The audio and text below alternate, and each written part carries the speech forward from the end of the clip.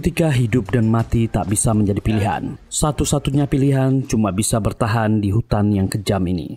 Special Agent, seorang agen khusus intelijen kembali ke negaranya setelah bertugas di lapangan selama 10 tahun. Berharap berjumpa kembali dengan keluarga tercintanya. Tapi yang tersisa cuma putrinya, yang juga terhukum dan masuk penjara gara-gara kasus kriminal dengan temannya. Dia ditawari pilihan sulit oleh intelijen, kembali bertugas ke utara, menjemput seorang ilmuwan hidup dan mati, dan anaknya akan dibebaskan. Agen ini tak punya pilihan. Mereka melewati hutan yang dingin dan berbahaya, dikejar skuad pasukan khusus dari utara. Pilihan yang tersisa hanya melawan dan bertarung untuk bertahan hidup, dan hanya bisa menggunakan sebilah pisau sebagai senjata. Dia harus kembali karena putrinya masih menunggu. Dibintangi oleh Lee Jae-yoon, Gong Joong-hwan, Cho Ji-soo, dan Kim Gang-il. Tanpa lama-lama, yuk kita gas dan gaskan.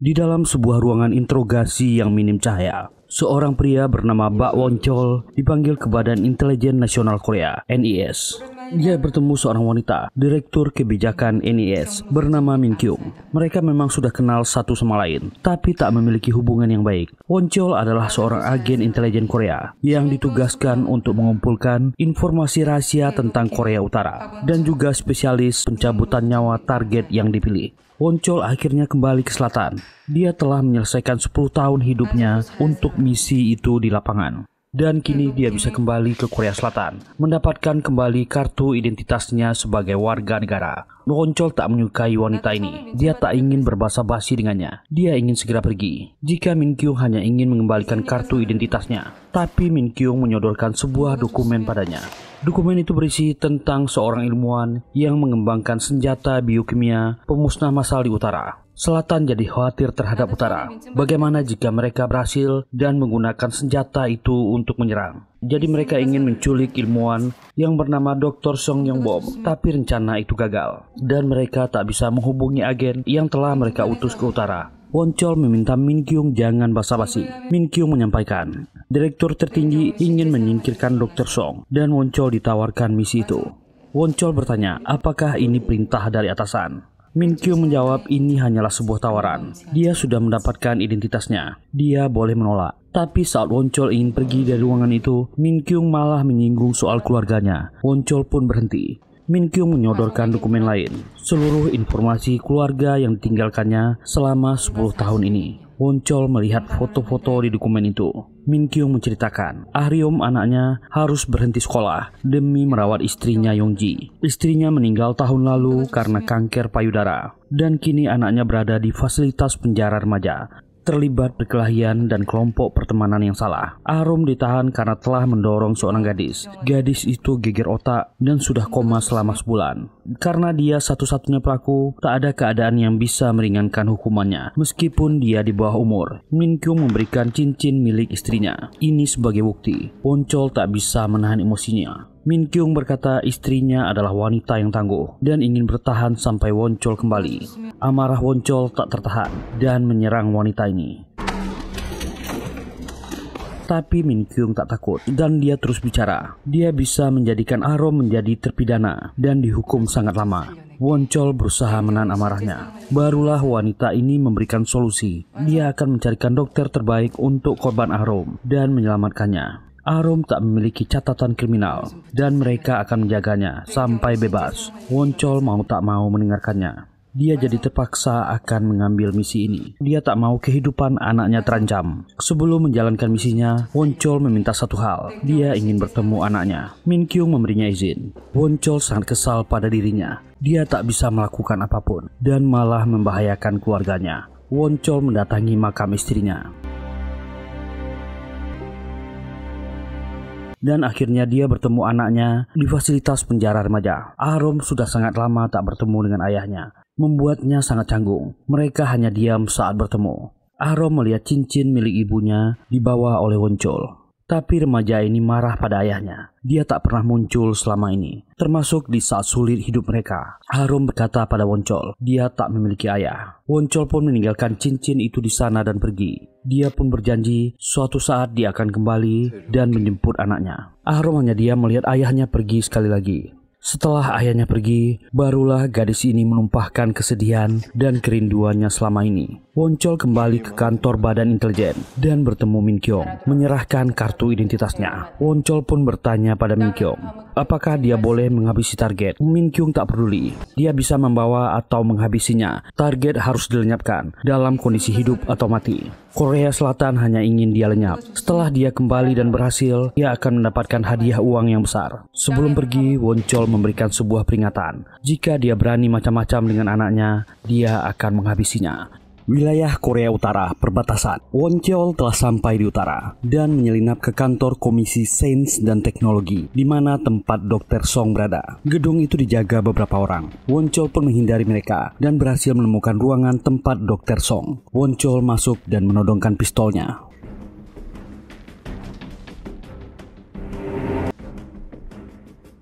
Woncol mengaku dia adalah agen dari selatan. Orang ini memohon, tolong dengarkan dia dulu. Woncol pun mendengarkan. Orang ini memiliki seorang putri yang sudah berada di Korea Selatan. Dan utara mengancam akan menyakiti dan menghabisi putrinya jika dia tak mengerjakan proyek ini. Dr. Song sadar kalau proyek ini tak boleh dilanjutkan. Senjata itu terlalu berbahaya. Dr. Song ingin bertemu dengan putrinya dan berjanji akan bekerja sama dengan Selatan untuk menetralisir proyek ini. Tapi Woncol tak sepenuhnya percaya. Dr. Song mengakui dia melakukan itu karena dia seorang ayah dan bersedia melakukan apapun untuk putrinya.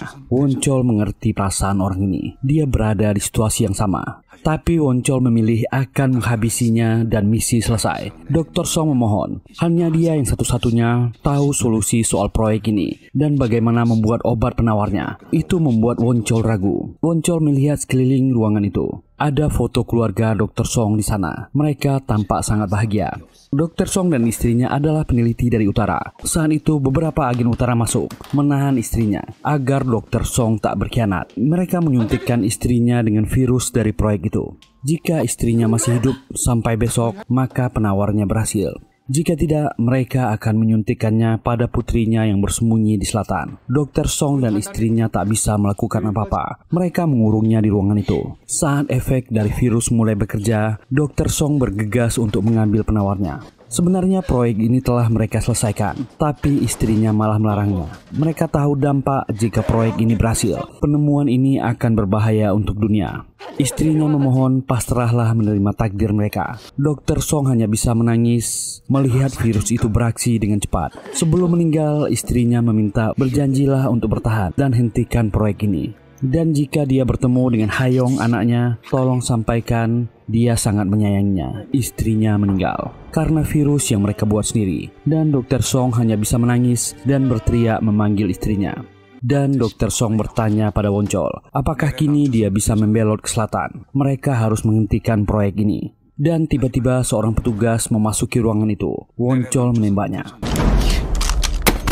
Akhirnya mereka sepakat, Woncol akan melindunginya sampai ke selatan. Mereka berdua kabur melewati jalan perbukitan yang curam. Dan pihak utara sudah sadar Dr. Song kabur di bawah agen selatan. Mereka mengerahkan pasukan mengejar. Bukit yang curam membuat mereka jatuh terguling. Pihak utara sudah siap dengan senjata lengkap untuk membidik keduanya dengan seorang sniper. Tapi dia kehilangan sasarannya. Pihak utara saling memberikan tanda melihat dua orang yang dikejarnya. Untunglah mereka menemukan sungai kecil dan meminumnya. Woncol menghentikan Dr. Song yang minum dan terus bergerak. Mereka terlibat kejar-kejaran, melewati bebatuan, pepohonan, dan tanah yang penuh daun kering. Mereka berlomba dengan waktu, tak bisa berhenti.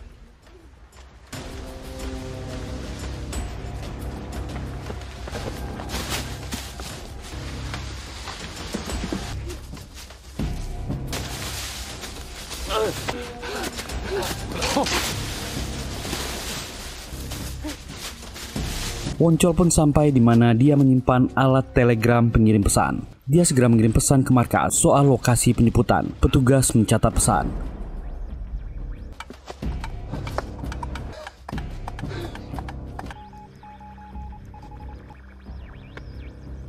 dan mereka kembali bergerak. Di saat yang sama, saat mereka kabur, kedua pimpinan utara dan selatan berjabat tangan di garis perbatasan militer. Itu adalah momen yang sangat langka, karena kedua negara selalu bermusuhan.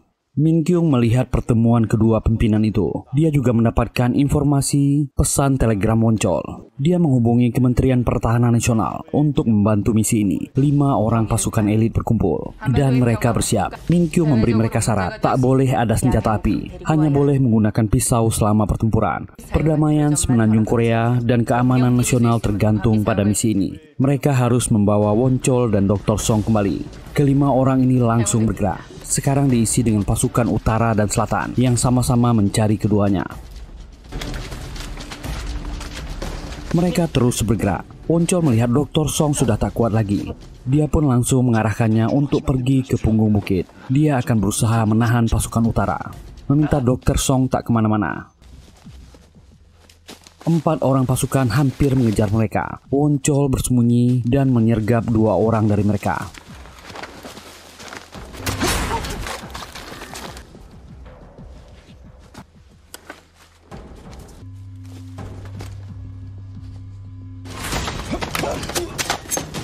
Dan keduanya berhasil dihabisi. Dan utara kembali mengutus sebuah unit pasukan khusus yang berjumlah puluhan orang, khusus untuk menangkap keduanya.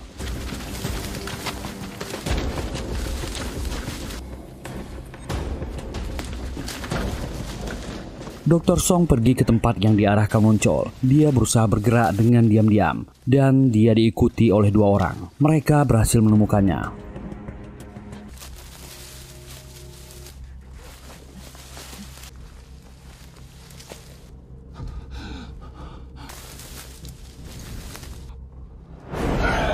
Dr. Song memohon untuk dilepaskan, tapi pasukan ini tetap memukulinya. Untunglah Woncol berhasil menyusulnya dan bertarung dengan kedua orang ini.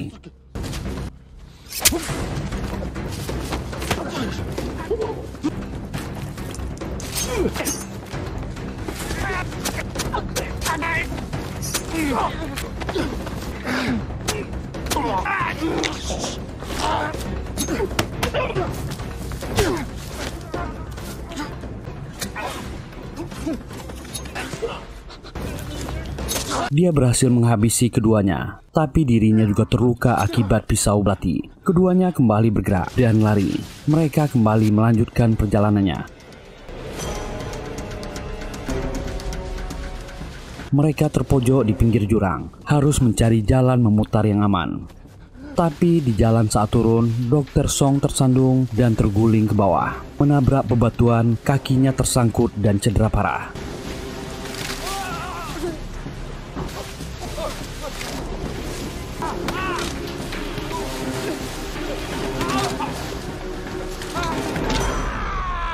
Woncol pun terpaksa harus menggendong Dr. Song.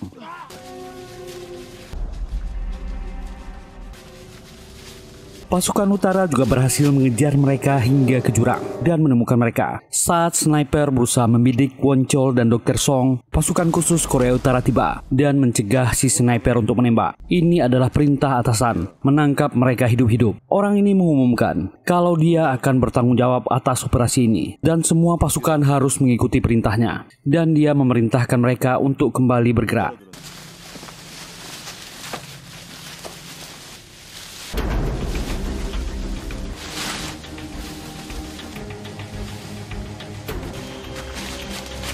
Mereka sangat cepat dan lincah.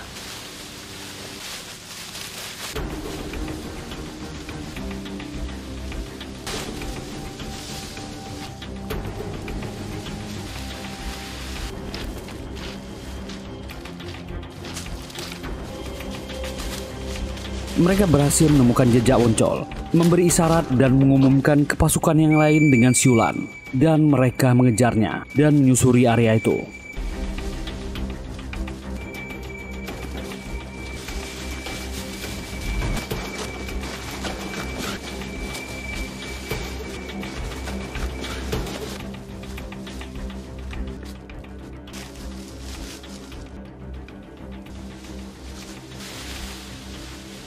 Komandan ini memerintahkan pasukannya untuk menjaga jarak 100 meter darinya dan mereka akan melanjutkan pencarian.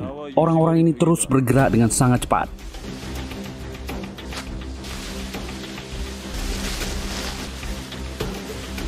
Sementara itu, pasukan selatan juga hampir sampai ke lokasi Woncol. Woncol dan Dr. Song istirahat sejenak. Dia mengalami pendarahan akibat luka pisau dan dia juga harus menggendong Dr. Song. Dr. Song hampir mengenai sebuah ranjau. Woncol memintanya untuk mengikuti arahannya. Dia memiliki sebuah rencana. Untuk sementara, Woncol meninggalkan Dr. Song di tempat aman. Dan dengan seadanya, dia berusaha mengobati darurat kaki Dr. Song. Untuk sementara, Woncol meninggalkan Dr. Song di tempat itu. Dia akan mencoba melawan pasukan pengejar. Pasukan selatan juga sampai di lokasi itu. Mereka berpencar membagi kelompok untuk menemukan dua targetnya dan akan membawanya ke zona A17. Mereka akan bertemu kembali di pukul 2 siang ini. Woncol kembali bersembunyi dan menyergap pasukan utara.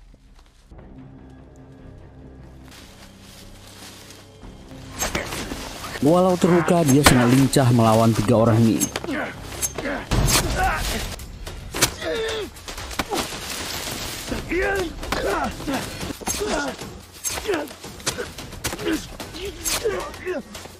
Salah satu ranjau meledak.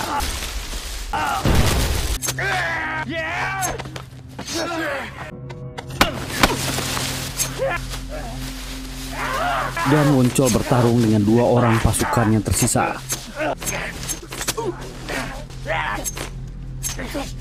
Kembali ranjau meledak.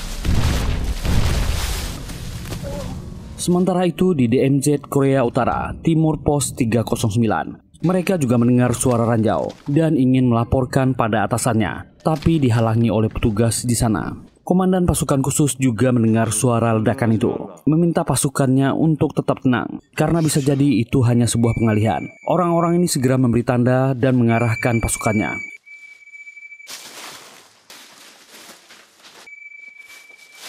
Untunglah Woncol berhasil menghindari ranjau, dan dia siap kembali melawan pasukan utara.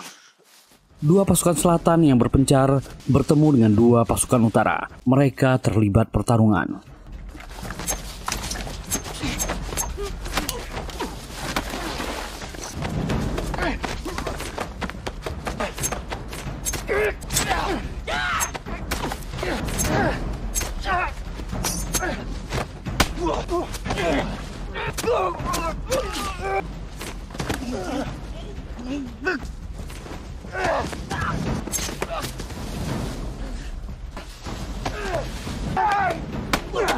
Awalnya mereka bisa menghabisi 2 orang ini, dan kembali beberapa orang pasukan utara yang datang.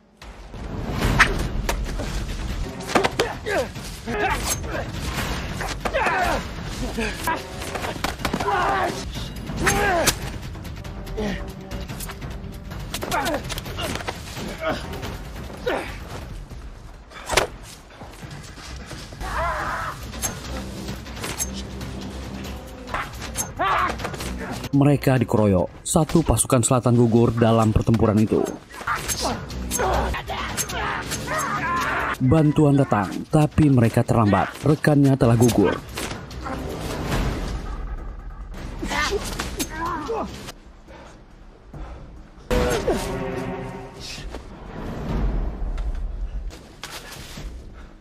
Mereka menutupi tubuhnya dengan daun. Pasukan selatan menyadari lawan mereka bukan agen biasa. Dilihat dari cara mereka bertarung. Walau begitu, mereka harus melanjutkan pencarian ini karena harus menyelamatkan 2 target. Mereka pun kembali bergerak. Salah satu pasukan selatan terus bergerak dan dia ketahuan. Ada 2 wanita pasukan khusus yang mengintainya. Tentara wanita utara ini memiliki skill bertarung tingkat tinggi. Mereka pun menyerang.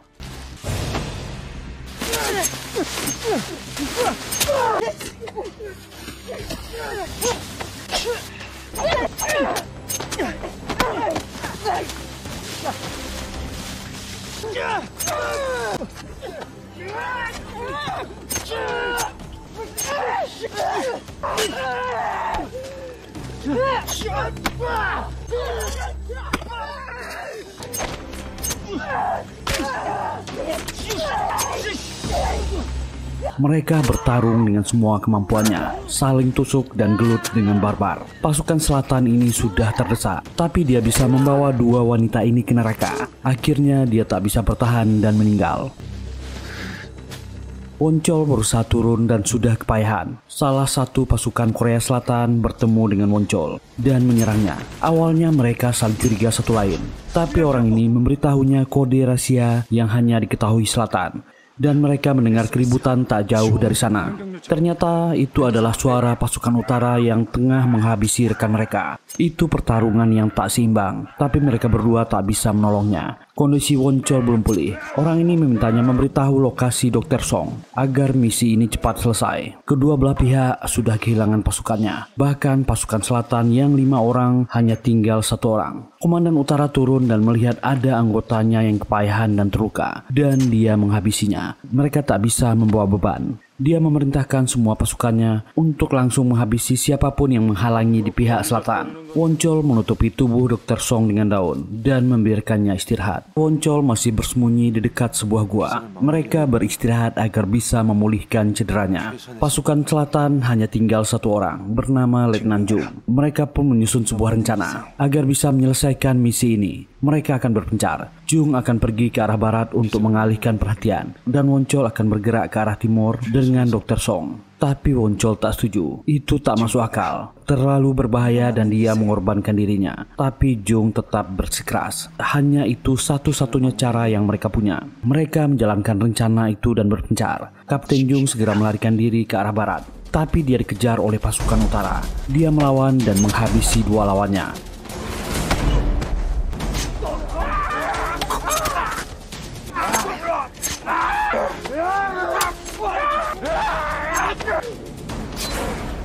Kapten Jung yang terluka berusaha bangkit, tapi komandan utara yang bernama Gong ini datang dan melemparkan pisaunya. Kapten Jung tetap melawan sampai akhir.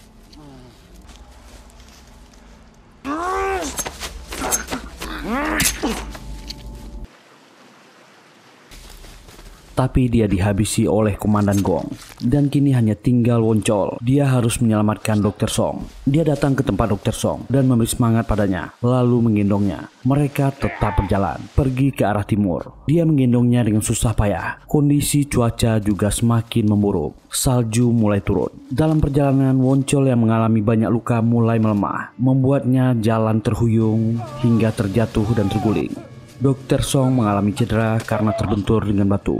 Woncol berusaha untuk bangkit dan mendekat ke Dr. Song. Mereka harus terus bergerak. Waktu semakin tipis dan tenaga juga semakin habis. Dr. Song tak sadarkan diri. Woncol pun berusaha untuk memberi pertolongan pertama, tapi orang ini tak kunjung sadar. Pikiran buruk mulai muncul di benaknya. Woncol sempat berpikir untuk menghabisi orang ini agar misinya selesai. Saat Woncol ingin mengambil pisaunya, Dr. Song kembali sadar. Dia baik-baik saja dan akan berusaha bertahan. Woncol menenangkan dirinya, dia tak boleh melakukan ini. Dr. Song mengambil sesuatu dari kantongnya, meminta Woncol untuk membantunya menghentikan ini. Woncol membuka benda yang diberikan Dr. Song. Semua data penelitiannya ada di sini, baik virus dan penawarnya. Dia tak tahu dirinya bisa selamat atau tidak. Woncol melihat ada sungai. Dia pun menuju ke sana untuk minum dan istirahat sejenak. Dia sangat kelelahan dan melihat sekitarnya. Menemukan mayat tentara utara tak jauh dari sana. Itu memberinya ide. Dia akan menyamar sebagai Dr. Song dan menyerang pasukan utara yang tersisa. Meninggalkan senjata untuknya melindungi diri, lalu pergi dari sana. Dr. Song hanya bisa pasrah. Dia percaya sepenuhnya pada Woncol. Saat melihat pasukan utara mendekat, Woncol mulai melancarkan aksinya. Dia berpura-pura menyerang seorang pasukan utara yang sudah meninggal sebelumnya. Komandan Gong dan pasukan utara yang melihatnya langsung meringkusnya dan membawanya bersama mereka. Perintahnya adalah membawa Dr. Song hidup-hidup. Sepanjang perjalanan, Woncol terus berpura-pura sampai akhirnya dia memiliki kesempatan untuk menghabisi mereka. Tentu tak mudah menghabisi tentara terlatih dengan alat seadanya. Pasukan itu kembali bangkit. Saat mereka ingin membalas, keduanya tertembak.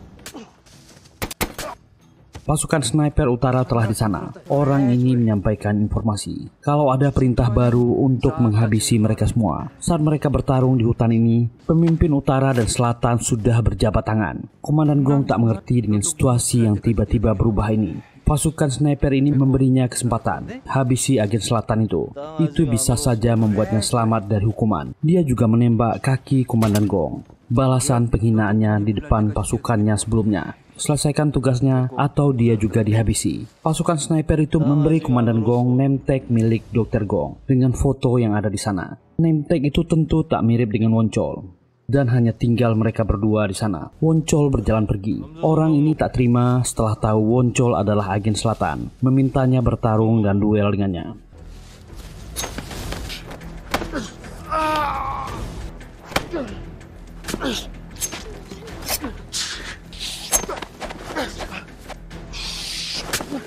Mereka mengerahkan semuanya. Tenaga mereka sudah terkuras.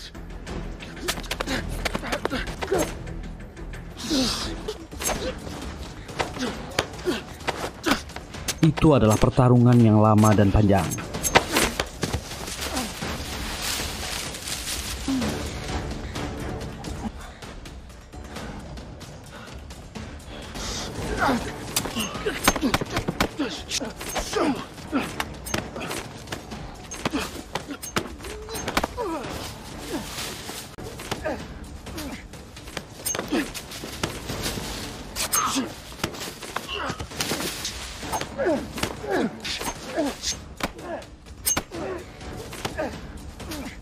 Keduanya jatuh dan sama-sama terluka parah. Mereka hanya punya sedikit tenaga. Woncol yang setengah sadar berusaha menguatkan dirinya. Ada anaknya yang menunggu di selatan, dan dia terbangun. Woncol menahan pisau Komandan Gong.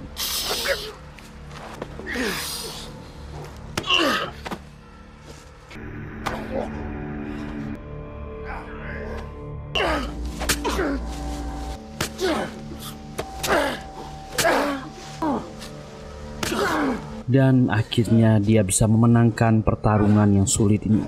Dia sudah kepayahan dan terluka. Setelah menang dari Komandan Gong, Woncol kembali menemui Dr. Song.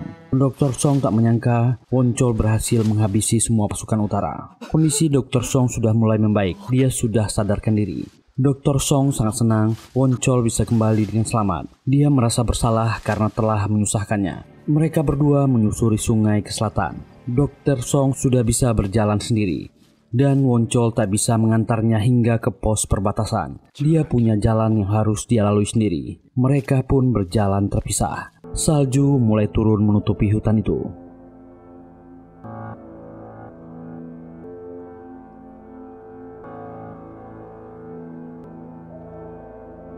Akhirnya di selatan, Woncol menepati janjinya untuk kembali menemui anaknya Ahrum di fasilitas penjara remaja. Janji untuk membebaskan anaknya ditepati oleh NIS. Ahrum kini bebas dan kembali menemui ayahnya. Dia mengenakan cincin yang diberikan ayahnya di lehernya. Mereka akhirnya bisa menghabiskan waktu sebagai keluarga. Dan gadis remaja ini sudah bisa menerima ayahnya sepenuhnya kembali. Dan film ini pun berakhir. Semoga terhibur. Terima kasih sudah meluangkan waktunya di channel ini. Kalau nggak keberatan, mohon dukungan teman-teman untuk kami. Silahkan tekan tombol like, subscribe, dan nyalakan loncengnya. Semoga kita semua diberi kesehatan dan rezeki yang lancar. Kita jumpa lagi di serial atau film kami selanjutnya. Bye.